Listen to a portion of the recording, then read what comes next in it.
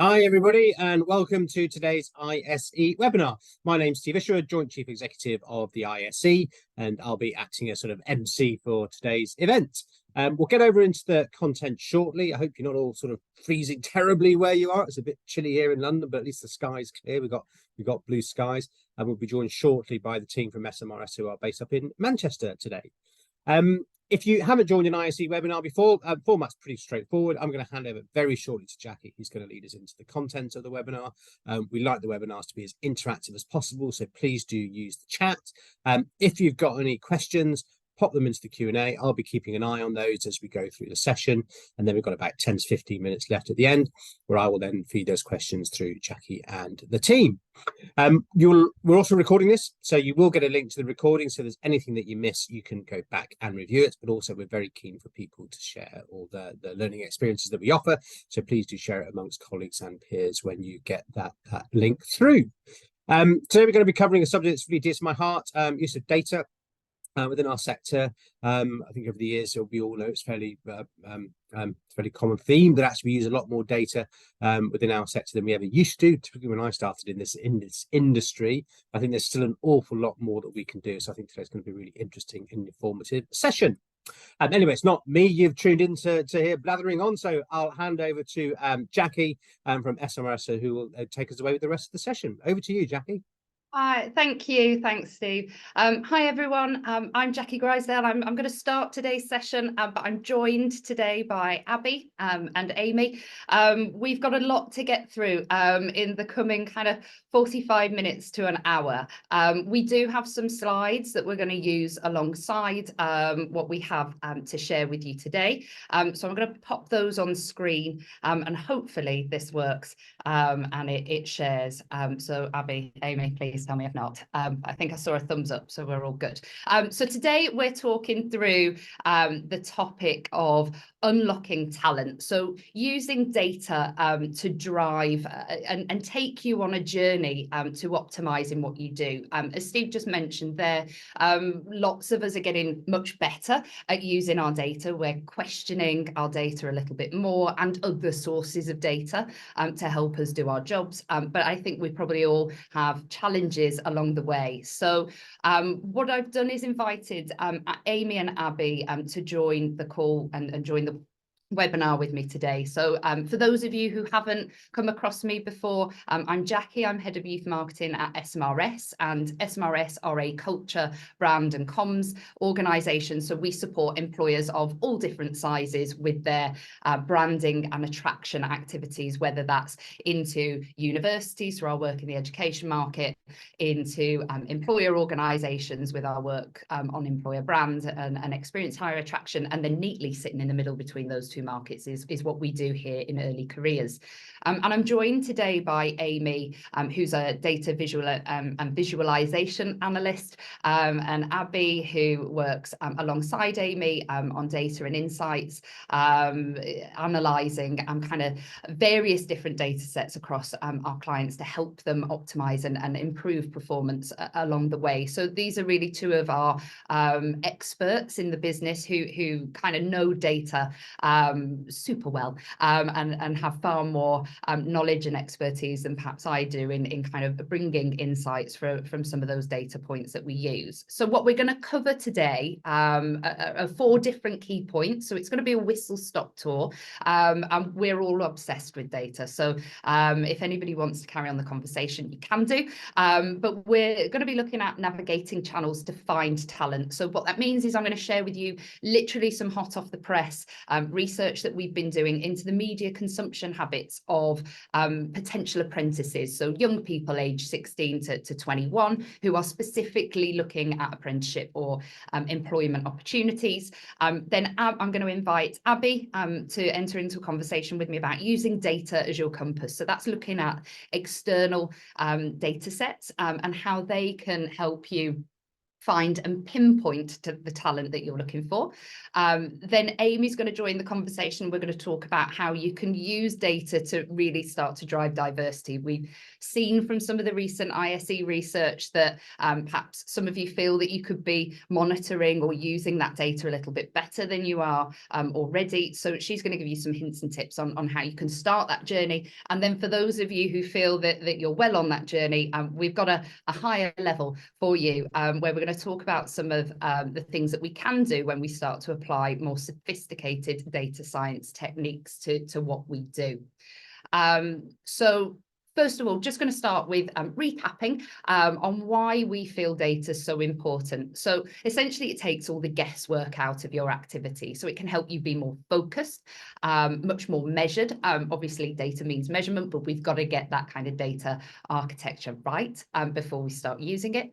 It can help us be more effective. It means we can save time and money. And it means that we can be further reaching. So whether that means doing more, entering more markets, being more successful in terms of meeting our objectives as well. And I'm now trying to click on and it won't let me. There you go. So some of the ways that we work with our clients to use data in order to bring them insight that they can apply to and refine their strategies are around these kind of few areas that I've got detailed on screen. So how we use data to help them inform how they target a more diverse audience or a more relevant audience if they're trying to drive traffic for particular roles. We can help them understand the market supply of talent that they're looking for. So often we find that people are just don't know where to go and what the opportunity pool is for them. We help them kind of drive student applications or optimize what they're doing on campus. We have restraints on some of our resources, so it's how to use those more effectively. We obviously want to improve some of those conversion rates, particularly for underrepresented groups, but and ultimately we want to drive efficiency. So I'm going to start on our kind of first topic, as I mentioned, Media Mapper. For the first ever year this year, we've taken a deep dive into the apprentice audience. So we already do some research with young people around media consumption for informing their higher education choices. So this particular piece of research was more around that kind of, those young people who might be looking for employment or apprenticeship opportunities. So over kind of the December period, back end of November into December, we surveyed just over 2,000 students. It was sent out to young people currently interested in employment or apprenticeships. And I've got some of the kind of key stats that I know you're all keen to see and understand when we start to talk about research. So you can see a good distribution across the UK, a good distribution across those different potential age groups that might be considering other destinations than higher education after they leave school or college. Decent gender split there, although we always find that we get slightly more respondents who are female to these sorts of surveys. And what we were really wanting to do is understand how young people are consuming media generally and where we'll find them as a passive audience, but then also how their media consumption is starting to change as they go through a journey of researching either general apprenticeship opportunities that they might be interested in, or in particular starting to find out more about particular apprenticeships or employers, researching what an employer's kind of culture and reputation is like. So the way in which we use this sort of data when planning campaigns for our employers is that we start to think about, okay, what's the channel mix here? Which channels do we need to use to reach the particular audiences that we're either struggling to reach or want to reach more of? But then also, how can we start to nuance some of our messaging and the channel mix that we're using when we're delivering certain content or messaging about certain themes or topics? So what I'm going to do is share some top line findings with you. I'm going into a little bit more detail in a session at the apprenticeship conference at the end of February. So if you're there, I'll be sharing more of these insights, or I've got a QR code at the end and we can give you more detail on the particular audiences you're looking for. So I'm going to give a top line overview, but we can segment based on kind of role preferences, sector preference, that kind of stuff as well. So when we're looking at young adults' online behaviours, it will be no surprise to any of you that social media is that kind of main activity that individuals are spending their free time online doing.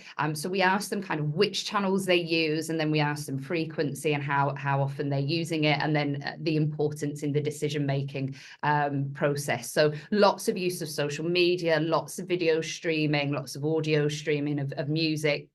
And then obviously all the kind of chat functions that we all know and love. But primarily people, when they're using these kind of various different channels, their interests are aligned to music, gaming, sports, film and entertainment, fashion, those sorts of topic areas as well. So when thinking about kind of where you might be aligning some of your brand awareness activity, those are the sorts of kind of content and interests that young people are looking at more generally. Then we ask them about the particular channels within those kind of subsets that they're using. I was interested to see BBC was the most popular TV channel. That was a little bit of a surprise to me. I thought ITV might have pipped them to the post with things like Love Island on there. TikTok, we know, super popular amongst the younger demographic. Netflix, they're streaming on demand. And obviously YouTube is increasingly a popular source of content and video content for young people.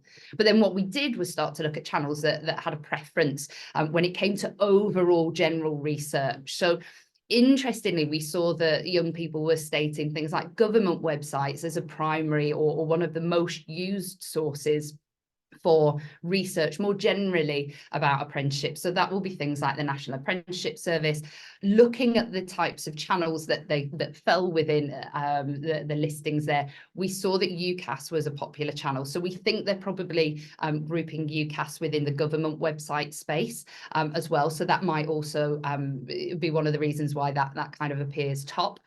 We then start to see things like specific apprenticeship search websites, and then your own employer websites as well, followed by things like social media and online video. Then we ask them about the importance of those platforms, so not just what they're using, but which they find most important. Your own websites are rising to be the top most important platform when it comes to researching apprenticeships generally. So it sort of starts to highlight that we need to make sure that when we've got our early careers landing pages, that our content is really conveying the sorts of messages about our employer brand, our youth value proposition really effectively, but that extends through to those other job boards that they might be looking at. So things like Not Going to Uni, Spring Pod, etc. UCAS, if you're using them as a service as well for apprenticeships. So making sure your employer profile listings are as good and as compelling as they can be on those channels.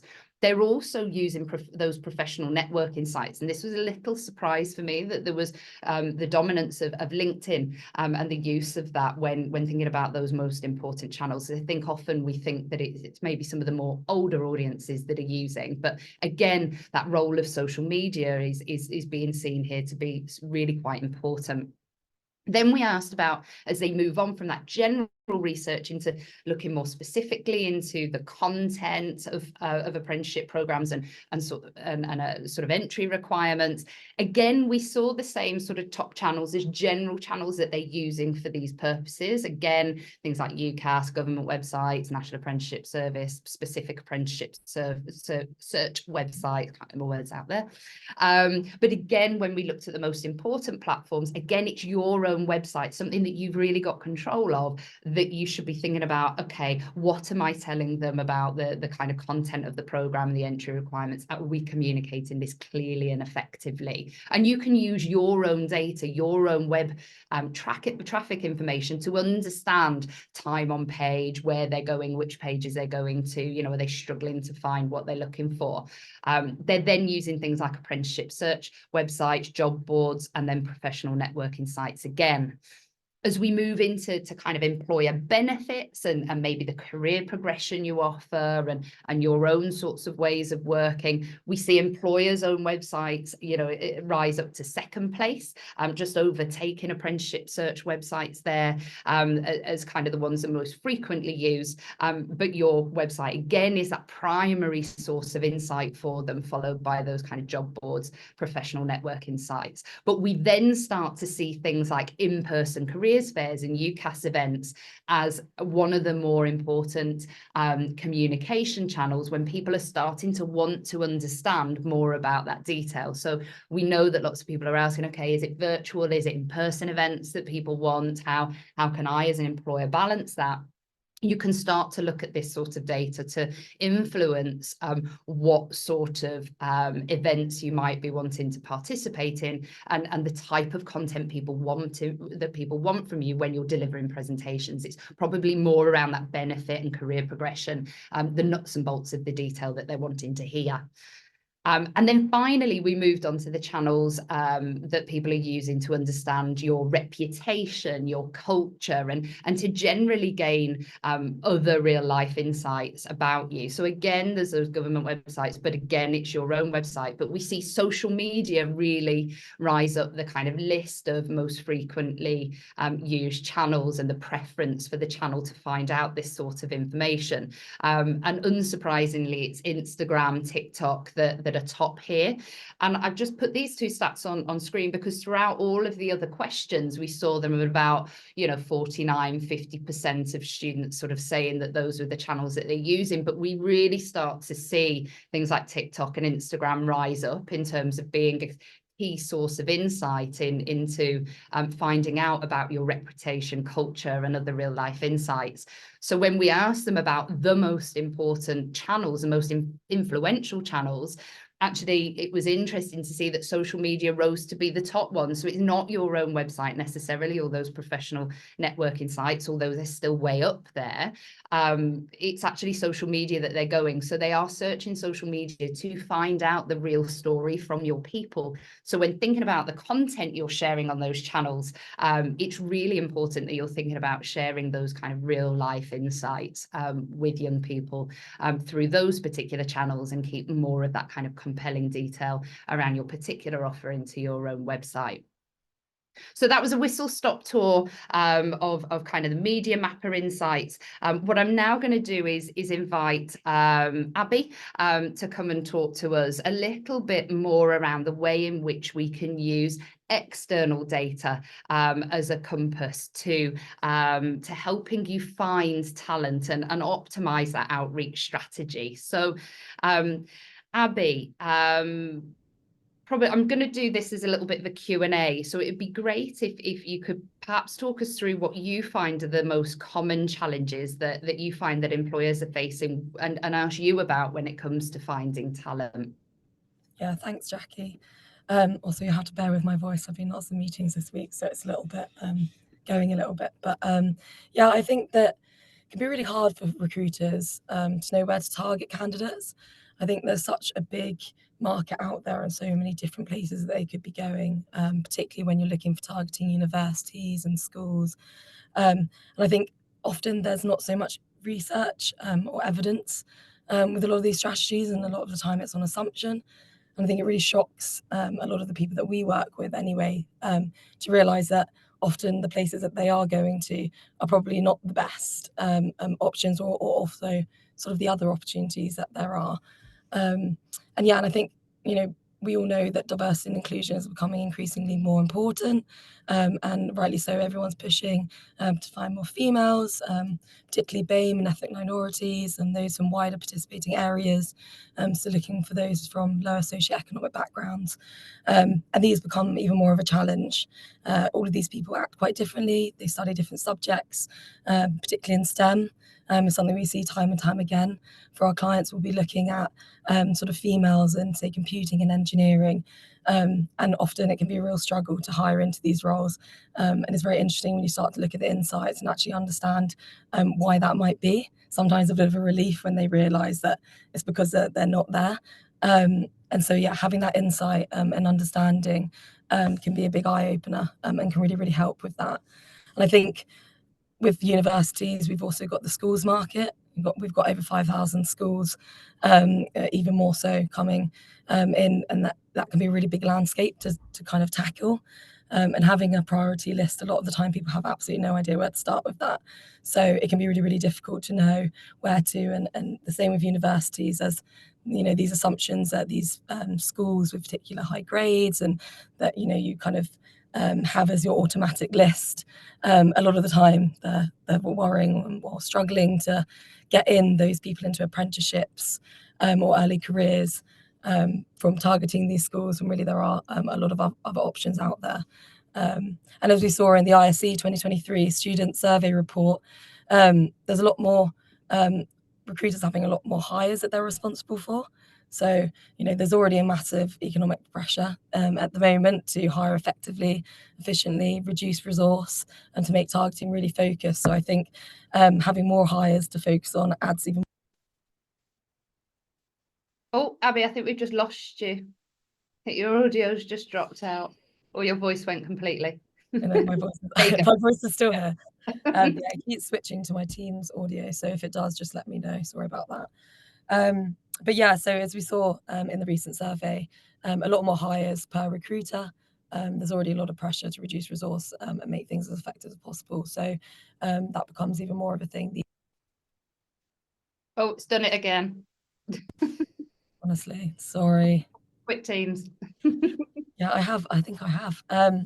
Yeah, so and then obviously, skill shortages are becoming even more of a thing too. So as technology advances, as people are using data, which obviously we're talking about. And again. With also, sorry, this is a nightmare Zoom. So also coming with that is skill shortages. So again, a lot more focus is happening to go on trying to find those skilled candidates, and they're often harder to find. So that's becoming even more so a challenge as well. So we've got some hints of what the next question is with the slide that we've got in front of us. So, how can you talk us through kind of how using market data can help employers start to overcome those sorts of challenges? Yeah, as I said, market data I think is so important. I think, it really helps to tackle some of those key issues when trying to find certain demographics out there. Everyone acts very, very differently, and I think it really does open eyes to the strategy that's currently in place and actually where new opportunities are. I think a lot of the time it's about where do I target, what universities, what schools, what regions. You've got different offices and different locations. Again, one size doesn't fit all, just because in this location, there's X amount of people studying this subject, and so that's going to be completely different in another place, and the schools are going to vary. So I think it's really, really good because it gives us an opportunity to really focus our targeting. We can have a bit more of a focused target list. And like I said, when it comes to schools targeting, and there's so many schools out there as possible targets, it really, really does help take that sort of stress away of like, oh, don't know what I'm doing, don't know where I'm going. And yeah, I think that also the student market is really, really important for early careers, apprenticeships as well. There's a lot of benefits of hiring early into sort of grads into roles or people from apprenticeships. It's again helps saving those costs of the money that you're sort of spending on salaries, with diversity and inclusion being such a important thing in these recruitment strategies, and building a workforce that is diverse and inclusive, bringing in younger talent. I think they tend to be very innovative, and they're the people that are driving all of these things. So having an understanding of those students and those people even back down from school and following that journey from school to university, I think is really, really key to targeting and really helping basically say, well, we've got so much to do, but now we can actually start focusing and we can start applying it in the right places for the right demographics. So, yeah. So would you be able to perhaps give us a couple of examples of the sorts of work types of projects that you've been working on with clients around kind of using some of that external market data to inform their targeting strategies and find the talent that they're looking for? Yeah, definitely. So there's a couple of examples on the screen here. I've already touched on this earlier. I think one of the things that we see time and time again is, again, those STEM subjects, those females, particularly in STEM.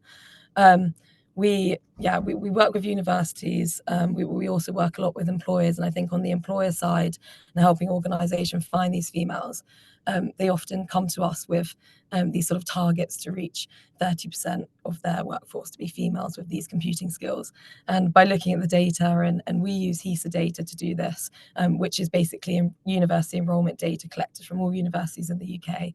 And what it does is it allows us to look at our enrolment trends on certain subjects. We can see how many are female, how many are BAME, from different ethnicities. So we can start to pinpoint sort of what is actually out there and what the market looks like. And we see that, as you can see on the screen here, looking at computing, the average number across all subjects of females studying at university is 57%. But then you look at computing and you realise that only 11% are studying computer science. So when you look at that, and then they're setting targets of reaching sort of a 30% in their workforce, it's unrealistic, but also it's a relief to them to realise that it's okay that you're not reaching that, because it just simply isn't there. And what we're able to do is we're able to give them other sort of opportunities and offer alternatives to try and reach those targets where we best can. So as you'll see, bioengineering, a much higher percentage of females are in there. So if they are looking for certain skills within engineering, we can say maybe focus on sort of people studying at university in these particular subjects and start targeting those. What we can do is then we would give them sort of a list of universities where there's the most females studying. So again, just because there's 17%, for example, of females studying a particular subject, there might only be 5% at one university and there might be 40% at another university. It really does vary. And again, that varies by region as well. So being able to look at that and really understand what universities they target because they have the most females, rather than making that broader assumption that, okay, well, we've got this fact that 17% are here, is really diving deeper into that and really pinpointing exactly where they can go and where they can focus. And as I mentioned earlier, another key thing that we sort of work on is helping apprenticeships. And I know Jackie touched on this earlier with the media mapper. But that was all about sort of the schools landscape. And as I said, it's even harder with with schools than it is universities, because there's so many out there. So again, we're able to look at, this is a government data set that we use. So we can look at, and there's so many data sets that you can access if you want to for free. Sometimes you can pay more, but a lot of the stuff we use is out there already. It's just about finding a way to bring it all together. And we have a look at key stage 4 and 5 data, which looks at sort of the people that are entering into an exam across schools all over the UK. And we're able to see sort of what grades they're attaining. So we often look at how many's got an A star to C, so what percentage. So we can start to see where those high quality candidates are, but we can also look at volume. And we'll also look at the sort of destination. So there's also data out there to say, where do these students go once they leave school? And you can start to pinpoint the regions and areas where they're more likely to progress into an apprenticeship. So when we start looking at that, we're able to help really pinpoint, these are the schools in the regions that have high quality, high volumes, but also are most likely to go into apprenticeship or employment, and help really give them a priority list there. And then outside of that, we also do a lot in education too. So I think one of our main projects that we sort of work on is a portfolio review. So again, this is all using the same data often, and it's this HESA data on university enrolments, and we're able to look at the market, what is a demand subject, what courses are people studying, and you can end up giving people some idea about where they are in the market, who are their competitors. Often, again, assumption that these are the competitors because they're in these regions, and sort of people talk about them being similar, but actually when you look at it, maybe there are other competitors and they are doing different things, and what does their portfolio look like? And we start to kind of pinpoint sort of where the opportunities are, maybe where there's wasted resource, and again, even going down to looking at like course title names and things like that to like market too. So there's lots of different things that we can do across a lot of range of areas. And you started mentioning a couple of the data sources. So if somebody, any of our listeners on today's session want to kind of start looking at some of these external data sets themselves, what sort of sources are you using? What would you recommend that employers look to feed into their targeting strategies? Yeah, as I said, there's so many sources out there, and I think it can be a bit difficult to know where to pinpoint them. And so what's that sort of the ones that we would recommend? Again, if you're looking for apprenticeships, there's destinations information out there on schools and key stage 5 results and exam results. And if you go on the government website, you can have a look and find all of those. They do require a bit of cleaning and a bit of sort of organising to get it into a place, but you can sort of layer those up on things like HESA data. Again, you can access that free, or you can pay for more on university enrolments and things like that. You can also access what is called NOMUS data, And that's having a look at sort of population size and trends, and that helps with forecasting sometimes to understand maybe how things are going to change over time. And we always recommend looking over sort of a few years or so period, because especially with the world we're in right now after COVID and things like that, there is quite a lot of differences each year. And so having a bit more of a view looking back can really, really help. So we really recommend having a sort of a large data set and looking at that over time. But also your own data, I think, can be really powerful. You know, your applicant tracking system, you know, looking at that data where you can, which I know sometimes it can be quite messy. But if you can get into a position where you can sort of start to look at sort of, you know, where are these people coming from that are applying? What are the sorts of roles they're applying for? How far are they coming? Sort of where do they live and how far are they willing to travel? All things like that really help to understand what people want and need and where they are. So you can do a lot of your own data too. And then we also look at IMD data and polar data, which again, when we're looking to try and broaden our reach to wider participating areas and those from lower socioeconomic backgrounds, you're able to look at those sort of postcode areas or those regions and where those students are. And you can incorporate those into lots of different data sets. And then also quality rankings, so we can look at world university rankings again, all helps to sort of add layers onto the sort of lists that you're looking at. Oh, so finally, as we wrap up from your sort of section, what would your 3 top tips be for anybody wanting to start on this journey? Yeah, I think, you know, as we've said, and Amy will probably touch on this, and we all sort of say it, but having sort of realistic targets and evidence-based research behind your strategy, I think, is really, really key, because there's so many things that you'll notice that just maybe you didn't think of, or opportunities, or it really does challenge your assumptions. But also it's really good because it makes you understand and able to realize that these are unrealistic expectations, and that's okay because the data says so. And having that data sort of take to your key stakeholders and show the team, and viewing it in a way that sort of like backs up what you're saying, I think is really, really important. And yeah, and as I said, you can combine lots of data sets. I think combining data, layering data, often you'll find something, and like I said, you'll say X amount of people are female studying this, but when you start to layer on other things and you look at like sort of quality at that university, sort of looking at the destinations, different things like that, you can layer up and give yourself a broader picture. I think it's really important to kind of broaden it where you can. And yeah, also just spend time understanding the people that you want to hire and sort of what their demographics are, sort of where they come from. I think when you can understand who it is that you want to hire, the skills that they need, things like that, you can then use that data and look for those things. And it really helps you sort of give you a basis to go off.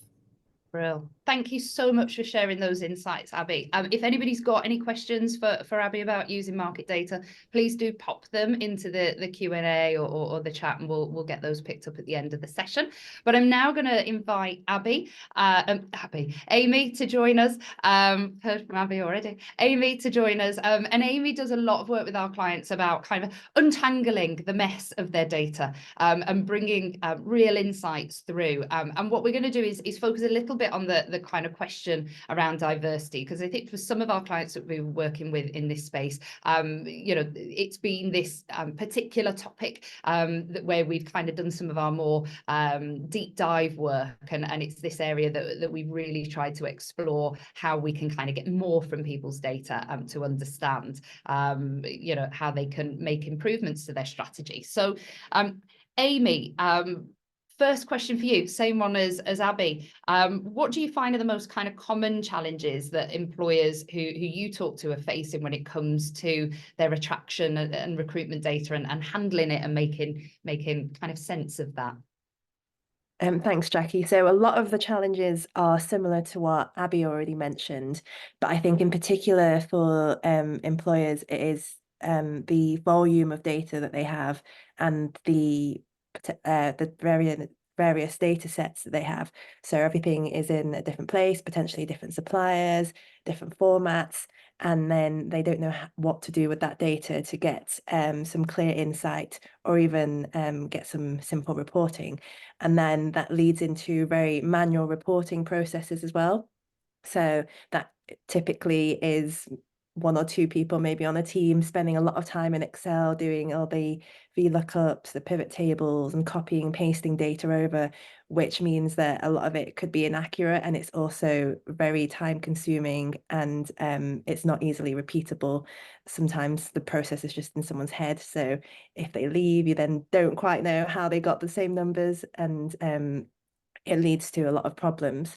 So we help a lot with that, with the work that we do with employers. And then tagging on to that is also the lack of knowledge and skills in the teams. So if there is a recruitment team, then they don't necessarily have the data skills to untangle that mess. And your data teams don't typically know recruitment data because it is so specific, and there's a lot of variation in the data that you can get. Whereas because we are in this combination of the two, we're used to seeing a lot of the recruitment data, and we know exactly what fields mean, what an applicant would typically go through. And finally, it's normally who is in their pipeline and how they attract or progress the right people. So you may know that you've had 100,000 applicants in your cycle so far, but you don't know who they are, where they currently are, what's happening to them, and where they've come from. So we work a lot on streamlining that pipeline data to understand who is in there. It's interesting. I was on a call just earlier today, and that somebody had just received an Excel spreadsheet of recruitment data as of a month ago, so that they could do some reporting on it now, a month later. So yeah, whilst lots of people are moving on, there's some still people there very much still operating in the Excel space, spending time and money trying to work in Excel. So would you be able to maybe talk us through some of the examples of sort of the types of work you've been doing with some of our clients to overcome some of these challenges? Yep. So a lot of our clients do have that Excel mess. I didn't quite realize how bad it was until Jackie told me. But we work with clients to create things like a candidate dashboard. So that's combining all of their ATS data with other data sets that they might have, to then provide a holistic overview of who is in their pipeline, where they are and where they've come from, how long they've spent at a specific stage as well. So that can then feed into actionable insights.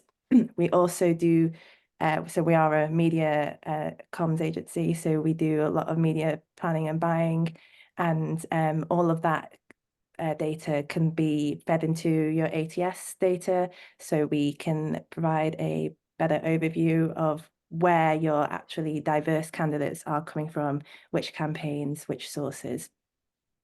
And then in general, there's a lot of data transformation work that we complete for clients to get rid of that mess. We will combine, say, 10 data sets, create an automated workflow that transforms them, cleanses them, adds in the calculations that you're manually doing in Excel. And that means it's accurate, it's repeatable, and it's fast. So with all of these, so the dashboard or media tracking, all of the projects that we do, they're repeatable, and you can get regular updates to your data once a week, once a day, depending on how regularly the data is updated, rather than doing something a month after.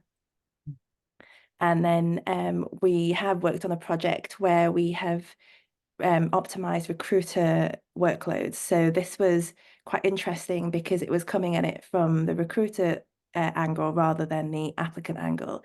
So it was taking the roles that recruiters were working on and giving them a difficulty score. So that used a lot of the market data, so some of the data sets that Abby mentioned, and we also did a web scrape of Indeed and LinkedIn to bring in the existing job market supply and demand to give them a difficulty score to then distribute roles in terms of difficulty rather than just in terms of number. And that meant that recruiters were then more efficient, and they also then had more time to focus on actually recruiting diverse candidates rather than trying to meet their quota of the number of roles they needed to hire. Wow. So for those employers who are probably earlier in their journey, sort of how would you suggest that they can turn their data to insight to really drive improvements in their performance, particularly around our topic of kind of diversity, and attracting more of those underrepresented groups and getting them through the pipeline? So of all the work that we do, it leads into normally a visual representation, because it's the easiest for the user to understand. So you need to know where your sources of diversity are coming from to then be able to target them, maintain them, and also then reach into potential areas of growth. So if you track your applicants end to end, then that gives a better picture of the source and also potential growth. We always use an evidence-based approach, so we definitely recommend people to challenge their legacy ideas and existing strategies, and instead do everything based on the hard facts rather than just human prediction. And then if you look at the right data points, so for example, on the screen here, there's the 541 applications this week is much lower than the applications this time last year. And if you look at that data point year on year, month on month, then it will give you a trend comparison, and it will show you a bigger picture of what's happening rather than just the current snapshot that you get. And similarly, if you review your holistic trends, so like the line graphs on there are the applications week on week and split by demographic in the bottom one, then you can see if something is likely to change. So if you were expecting more applications, then you can see the lines of flatlining rather than trending up, and you can do that again per whatever time period you require. But the larger the data set, the more you can see the overview, and then if you have the right capability, you can then use that to predict into the future and be ready for any changes that are to come. And finally, we always recommend that you just tell a story with the data. It's important that you don't just give people numbers, you explain what they are and the implications, so that they can then be like, if they have the number, so what can they do with the number? Give them actionable insights rather than just displaying something. And you can then use that to you can then use all of this data to benchmark against your own data and also outside sources such as the high flyers, the ISE reports, in what other people are doing in your sector. If your demographic numbers are particularly different, then what are you doing differently in a positive or negative light? Fabulous, thank you. So we'll round up this section with your top tips as to kind of how somebody can start a project like this if they're wanting to kind of make more out of their data. Obviously, what you've talked about sounds like it could be a big project, that it could be complicated, that it could be expensive. Does it have to be? What are your recommendations for somebody that wants to get started? So people may think this is quite intimidating, and it doesn't have to be if you have the right foundation. So if you understand where all your data is, have a solid data architecture set up, and know that everything is unique and it's all cleansed, then that will set you up for any of your following data work. So that's always the first element of starting on this journey, and which leads into the second. It is a data journey. It's not suddenly you're going to have amazing 10 dashboards overnight. You should start with your main KPIs. What do people need to see the most? And build something around that. And then once you give that to the user, they will then be able to come back to you and ask more questions, and then you understand what the user needs as well. And as part of this process, you should work out what's possible. So investigate data sets. If there's data sitting there that you've never used before, why? Does it have anything interesting that you might need? And also research additional market data sets that you can bring in, and different visualizations and ways of using the tools that you have to produce a story for the user. There is always a different way to show something, but you just need to work out what the most suitable one is. And one of the tips to get to this stage is you need to document your data. It's really boring, but it's so important, because that documentation allows you to know exactly where your data is, the user to know what a calculation means, where a number came from. And it means that if someone else was to come in and look at that data, they would be able to recreate the same calculations, get the same number, rather than getting slightly different values when you're meant to be showing the same number. And lastly, if you have all of this and you've got the data set up, don't be afraid to test your theories and play with it. There's always room for investigating, and if you do it in a test environment, then you know you won't be affecting anything.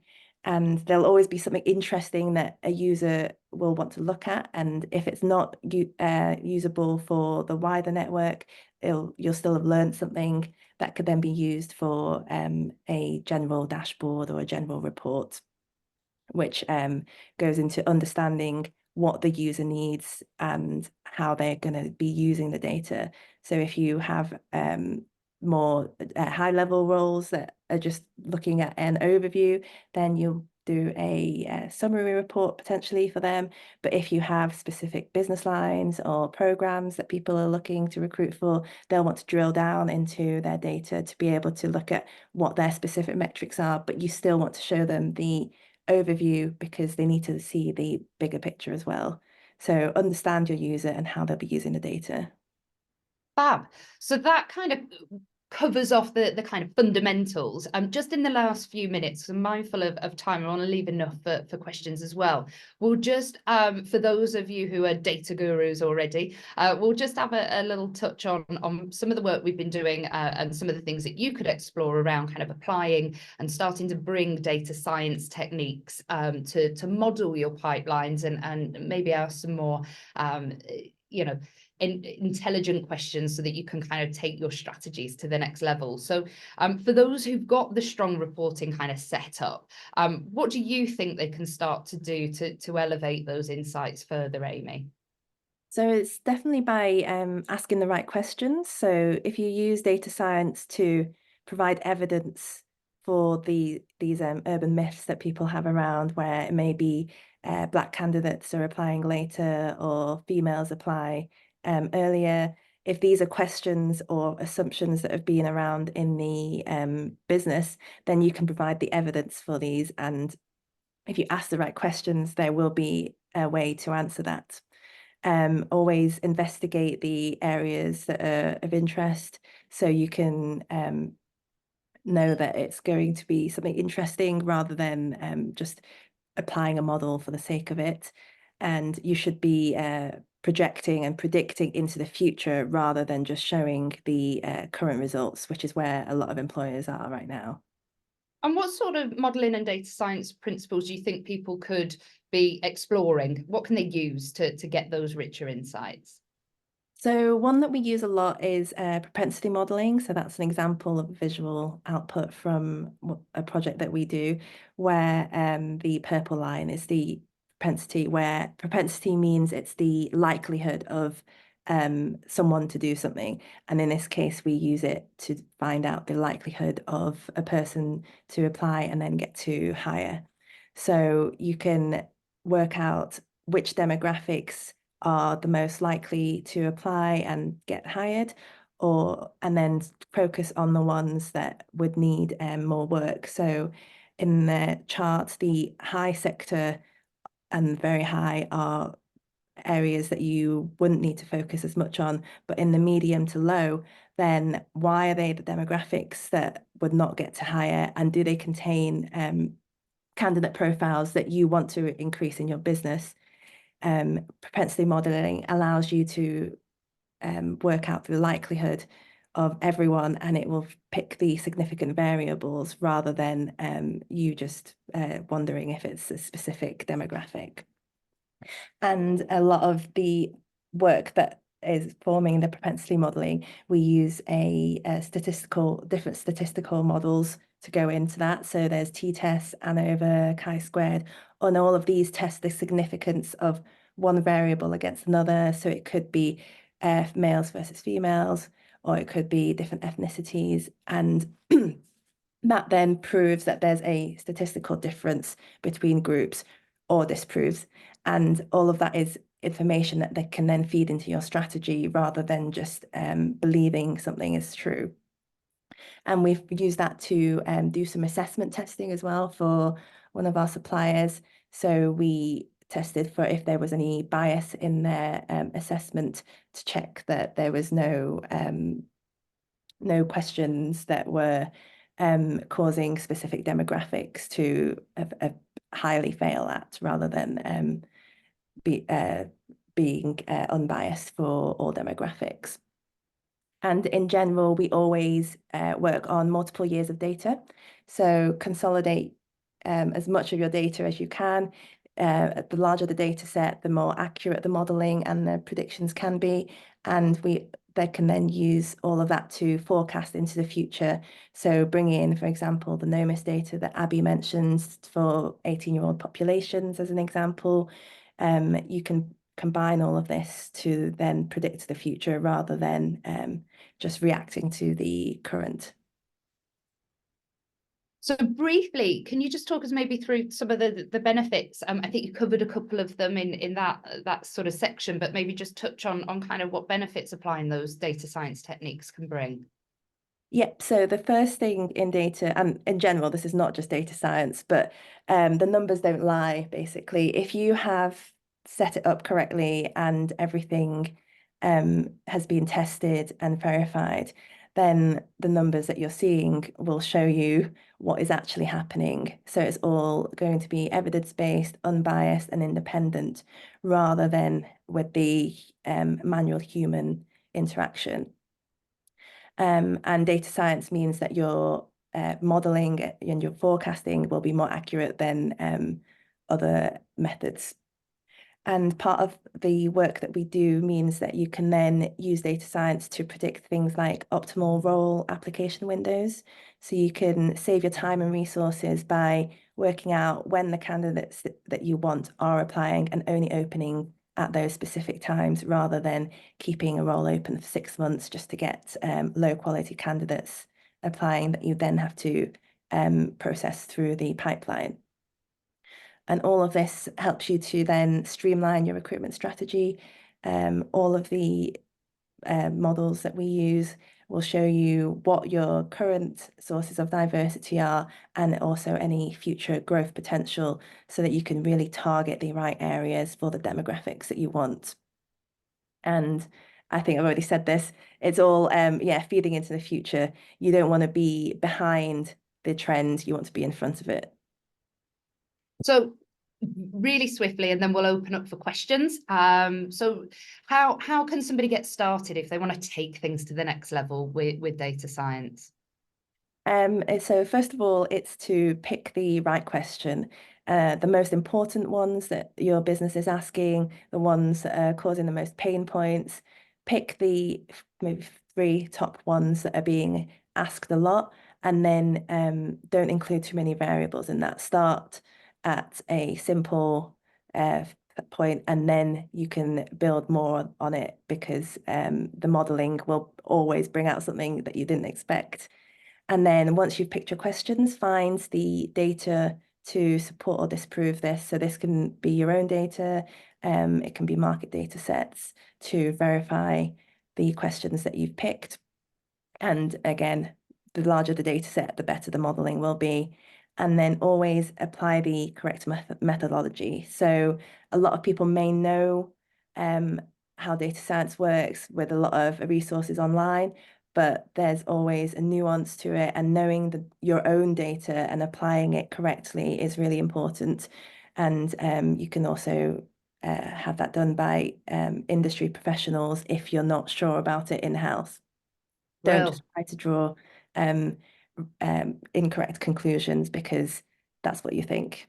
Yes. Yeah. Always good to involve an expert when it comes to get into the nitty-gritty with a bit of the more complex stuff. So that's everything from our insights in terms of sharing some of what we've been doing and some of the ways you can get started on the journey. If you did want to have a little bit of a delve into the media mapper data a little bit more, QR code there takes you to a little form, leave us your details, and I'll get in touch with you and we can explore a little bit more. But drop us all an email. We're here ready and waiting for any questions. So I know we've got a little bit of time to maybe get one or two from Stephen, but if we don't get round to you, then yeah, please do get in touch. Do feel free to drop us an email. So Stephen, I'll hand over to you for any questions. Fantastic. Thanks, Jackie. Really great informative session there. So I've got no questions through on the Q&A box yet. So just a reminder to anybody that's listening, pop them into that Q&A box. I'll keep an eye on them and I'll feed them through to the team. But I did have a couple of questions from my end, actually. The first one, actually, I was interested when you were talking about campaigns and the data for knowing your sources, etc. This is a general point. Actually, as an industry and as technology has evolved, is it actually much more straightforward now to be able to connect the data so you actually know where your applications are coming from, knowing the sources? I say that because, and again, this is going back a little bit, but we used to have to ask students, say, you tell us where, and then they never knew really, or they couldn't remember. So how are there any barriers to that still, I guess, is the question that I'm asking. We do a lot of this. So obviously we do lots of media planning and buying for our clients. And as long as we can, and we haven't found an opportunity yet where we haven't been able to get the ATS provider to work with us on it, we can track from first interaction right the way through to hire or rejection or whatever the end stage is. So we can track people along that journey. Saying that, obviously with data protection regulation, the sort of phasing out of cookies, there are some challenges around tracking all of that. So where people have got ad blockers, etc., we may not necessarily be able to fully track everybody's journey. So we can track, I suppose we can track a worst case scenario. But yeah, for many of our clients, we will get the kind of media driven data, as it were. So we'll track them through that first impression of an advert, etc., through to click on the website, through to click on the application form. We can see where people are dropping off on that process, and then so we can then feed that back in a loop of, okay, these are the channels that are supplying you the most diverse candidates, so the most Black candidates, for example, or the highest quality candidates, the ones that will get from that initial application through to hire. So we've moved on leaps and bounds, and we can pull different data sets in. So whether that's social media, traditional channels, programmatic advertising, job board data. So we can do all of that. People do still ask, where did you hear us? What was the most influential one? But, and typically it's your website or your social or whatever appears at the top of the list. But yeah, we've moved on a lot from that. So sometimes it's just the front end, but where we can, we'll track right into the ATS. Got it. And do you think there are still holes actually in data? Is there more stuff out there that people would like to know that actually we haven't found systems to track yet? Or actually is it the other problem where there's just so much data out there that actually there's a danger that we're almost drowning it and can't cut through to? I really like what you were saying about, getting the story right and making sure you've got something to say with data. Are there any holes, or are we in sort of data overload, would you say? It's probably one for you, Amy, isn't it? Well, it really depends on the case. Some employers have a lot of data and they can get the full picture. But if you don't have the full picture and there are holes, then you could look at external sources and ways of getting that data. So, for example, we do web scrapes. We look at different market data sets that Abby talks about. If you try and look online and research the data sets that are out there, you might be able to fill in those holes.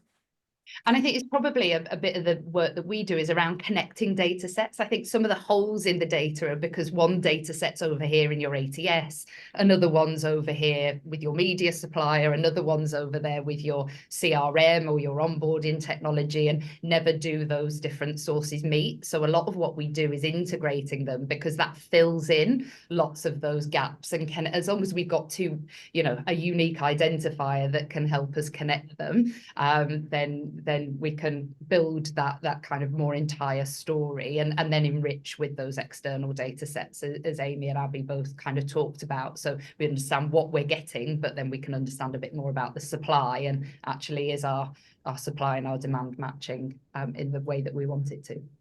And I would agree that there's so much data out there, and we're constantly updating our processes and coming up with new ways of answering questions. I don't think the questions are really ever the same. A lot of them are common, and we can use the data that we've got, but we are continuously looking up different data sets online. And as I said, that government website with all of that schools data, the HESA data, we use a main data set.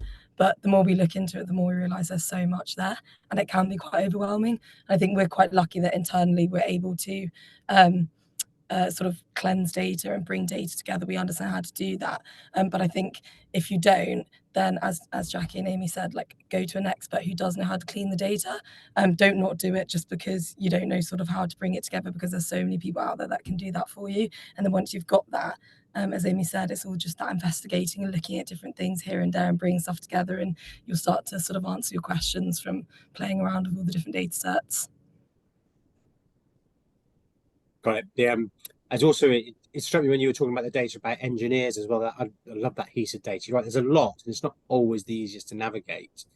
But I've often thought that psychology courses, for those that want numerate graduates and interested in targeting more female, well, actually most psychology courses are pretty numerate, and there aren't as many jobs in psychology as there are psychology students. So all that kind of data is buried in that HESA stuff. If you take the time to do it, isn't it? Yeah, exactly. And you're getting in a messy Excel spreadsheet that can be a bit hard to navigate. So we plug it into tools like Tableau to start to connect data sets together and visualize it through the way that Amy has. So it helps if you use some of those tools rather than just trying to filter, because you could be there for weeks buried in that thing. Definitely you can do. And also, is there sometimes a danger, and I'm thinking not so much for recruiters, people in our industry, but actually when they're talking to business leaders, expecting data to always have the answer, or maybe even sometimes overly relying on data and making maybe not quite the right decision, because it's really interesting hearing about the myths around that I've heard about women apply later and all that kind of stuff. But yeah, is there still some stuff where actually the data doesn't, or the data can actually make you jump too soon on a decision that you could maybe take a bit longer to? Are there any cautions around overuse of data? Is what I'm saying in a very rambling way. Yeah, I think that depends fully on like the background behind it, and I guess it comes down to the team that have built that data model in the background. If it's been done correctly and it's been set up so it's like unbiased, there's no preconceived assumptions going in, then the data should be accurate. But then you also need to have the holistic overview. So bring in the just market knowledge, the context. It could be that there are a lot of applicants applying early this year for an outside reason. So you can't fully rely on the data, but a lot of it will be accurate if it's been built correctly. And I would also add that it's becoming very challenging, and for a lot of people, predicting things over the last few years of obviously the pandemic, and we have a lot of this data and we can look over the time. But obviously, just because enrolments have increased or certain areas have changed, you also do need to have that outside perspective of actually what's going on in the current market. So when you're doing the analysis and you're looking at the data, it's also about doing a bit of research outside of the data set as to like why these things are. So for example, with the key stage 4 and 5 data, we look at attainment of A stars to C, and we can see that the percentage of people getting those top grades is going up quite a lot. But then there's also that external factor of grade inflation from sort of the pandemic and phasing out of teacher assessment. So there's always having that broader perspective and not just saying, okay, well, everyone's just doing a lot better and people are getting a lot smarter and more intelligent. It's actually other external factors. So it's important, I think, to have that broader perspective and look at those things and question why that's changed. Just because it has changed is great, but also why do you think that is key too. And, you know, many of the listeners today, you know, you're experts. So like, listen to your gut. If something doesn't feel right, don't be scared to kind of question something. But it's definitely important to build a story around it, which I think was one of Amy's points earlier on. Good point. Thank you. Yeah, I agree with that. And because yes, the so for example, the market's a bit tight. That will be affected. We had lots of employers at the moment telling us in recruitment volumes are up. So yeah, we can't assume that every year will follow the same pattern as previous years. Very good. And we're over time, guys. So we can keep on this conversation. I think we should let people go and get some lunch if they haven't had the chance to do that yet. That was really great, informative session. Thank you very much. If you want to get in touch with the guys at SMRS, please let us know, but their contact details are also already on the slide. As I've already said, we'll record this, so you will get a link to the recording if you want to go back and revisit stuff. And also, please do share this amongst peers and colleagues. And thanks to Jackie, Abby, and Amy, you know, supporters of the ISE. Without you getting involved in doing this kind of work for us, we wouldn't be able to put on half the contents that we do. So very much appreciated. Thank you for taking the time out to do the session today. Thanks so much, everyone. Thank you. Bye. See you later. Bye. Bye all. Take care.